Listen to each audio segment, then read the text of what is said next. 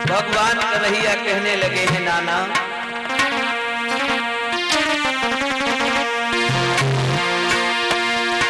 कि नाना जी में राज चलाई लेता, लेकिन मेरी मजबूरी है। उग्रसेन कहने लगे क्या मजबूरी है? तो कन्हैया बोले सुनो नाना जी,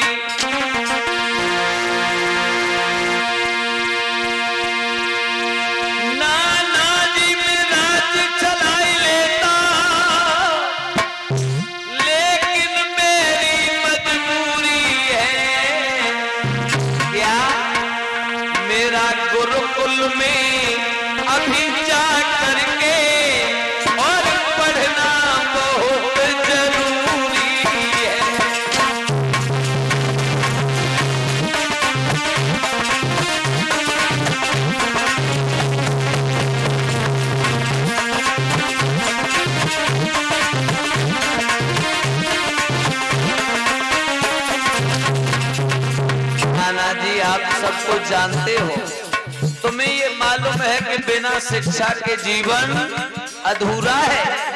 बिना शिक्षा के प्राणी संसार में गुजारा नहीं कर पाएगा। और कहा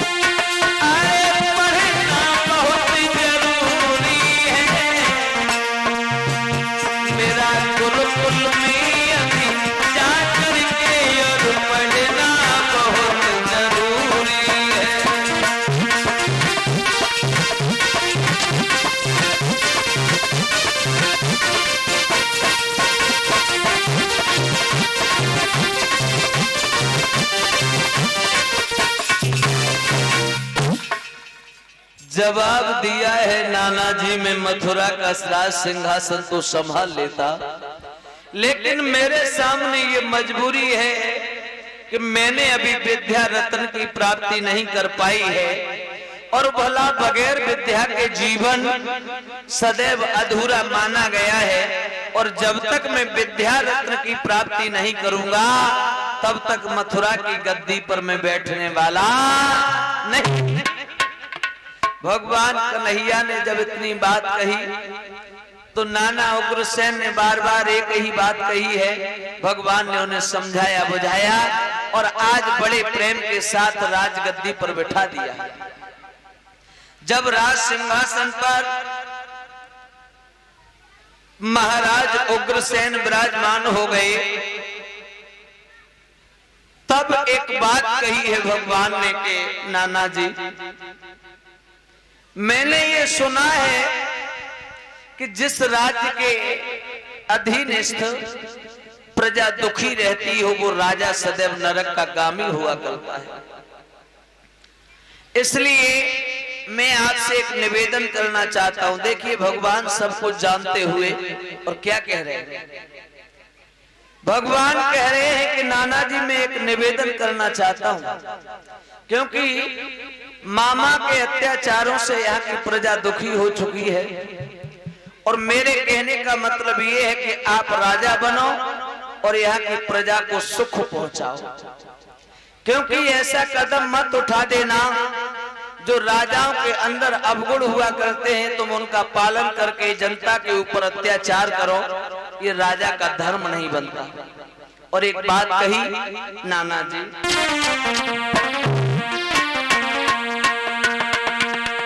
राजा प्रजा के लिए कैसा होना चाहिए तो बताया,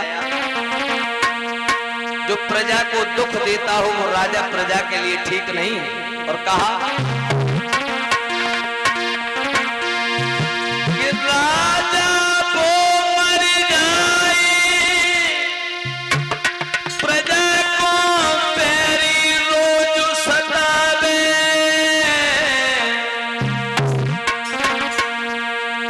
और प्रजा तो ऐसी मरे भूप की मात माने।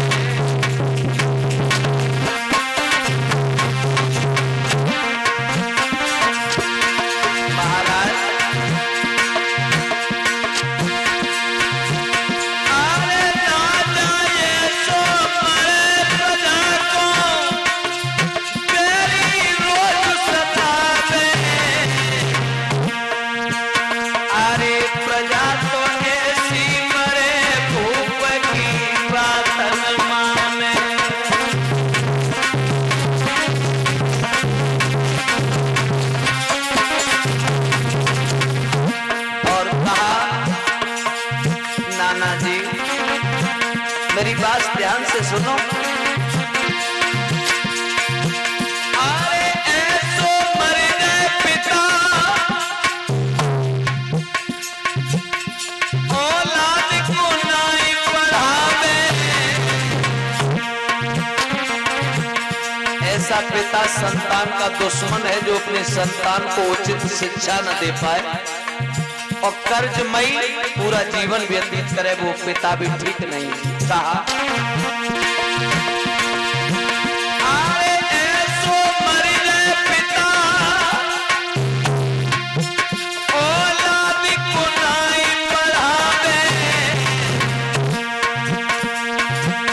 अरे ऐसो पुत्र साधु मर गई जो कुल की नाव डुबावे।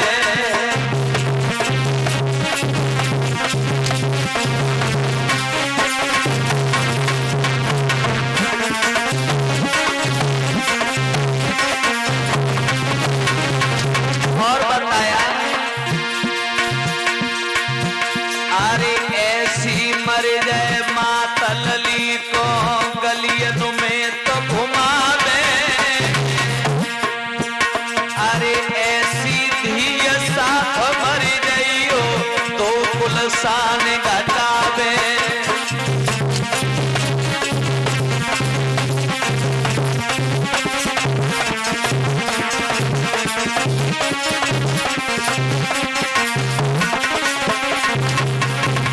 और भैया अरे ऐसो मर गए भ्रात, भ्रात को केरन से पिटवावे। अरे ऐसो मित्र साथ मर गई जो समय पे काम न आवे।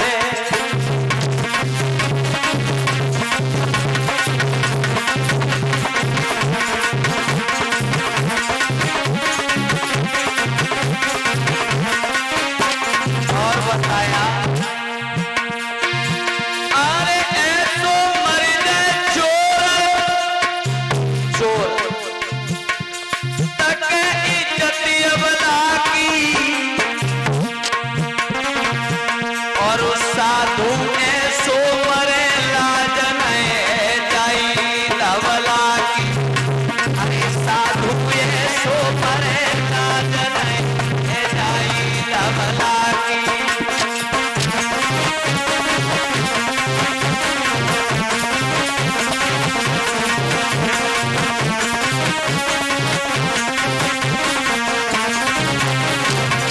और बेटा ब्रजेश अरे ऐसो मर गए गुरु जो शिष्य से ज्ञान छुपावे। अरे ऐसो शिष्य साधु मर गई जो गुरु न शीश नवावे।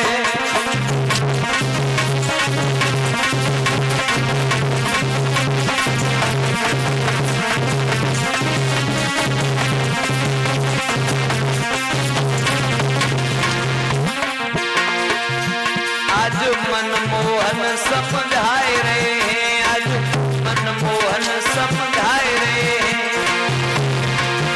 मेरी सुनो नाना जी बात, ओ बात आज मनमोहन समझाए रहे हैं।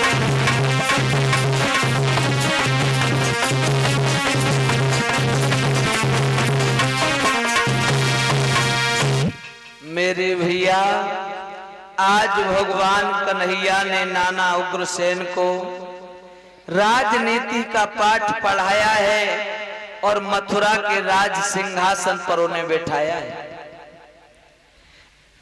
इधर गंगा मैया के पावन सानिध्य में बैठे हुए श्री सुखदेव भगवान अभिमन्यु लाल परीक्षित को संकेत दे रहे हैं कि हे राजन परीक्षित, अब तुम्हें भगवान की कथा को सुनते सुनते काफी समय हो गया है, लेकिन अब कथा का चल रहा है अंतिम चरण। और अंतिम चरण की जो कथा लोग के साथ सुनते हैं और अपने जीवन में उतारते हैं, उन लोगों को पूरी कथा का सार अंतिम चरणों में मिल जाता है।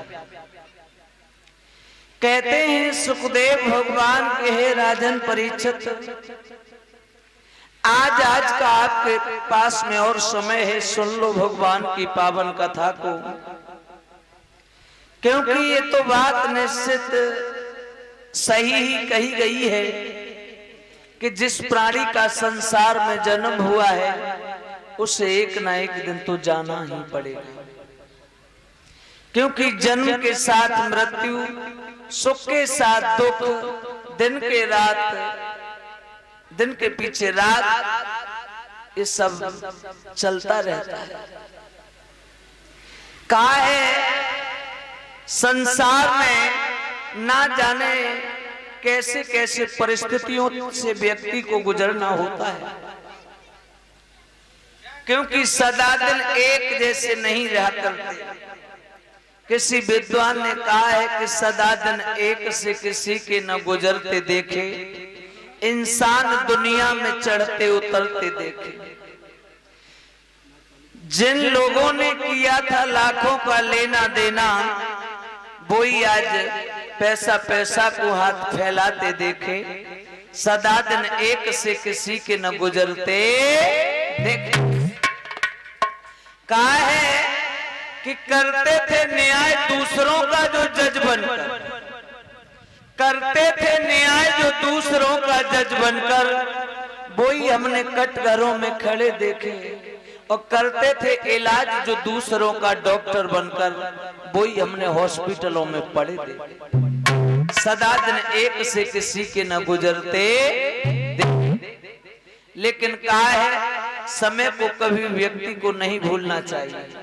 समय बड़ा बलवान है, ये कहां से कहां व्यक्ति को पहुंचा देता है, इसका कोई अंदाज नहीं। प्यारे प्रभु प्रेमियों, कथा का अंतिम चरण चल रहा है।